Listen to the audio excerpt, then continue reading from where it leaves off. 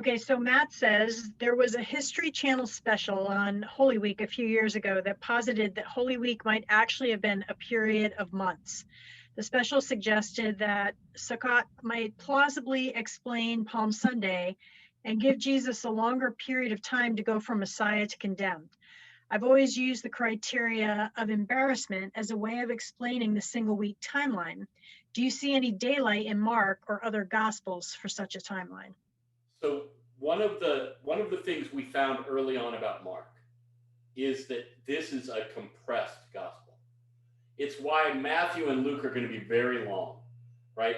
Mark is 16 chapters, and they're not even as long chapters as Matthew and Luke, which are 24 and 28 chapters, right? They're going to add a lot of speeches, a lot of sermons, a lot of other material that Mark very well might have had, but his narrative is very compressed.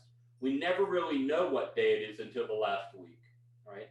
So I don't know who wrote the question, but it's very possible that he compressed, and that the use of Sunday is sort of Palm Sunday is a symbolic that the week becomes a symbolic thing, right? It's very I leave it up to God and Mark, but it's presented to these people in this room not as a long stretch. It's presented to his first audience as a week, and so that's the way we're treating it, because we've been reading all along through their eyes in a way. What are they hearing in the room, and therefore what are we in some ways hearing in the room?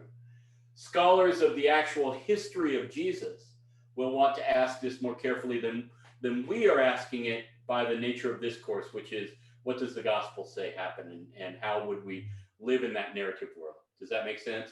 So the short answer is yes, there's space for this in historical Jesus stuff. There's not much space for it in the Markan narrative.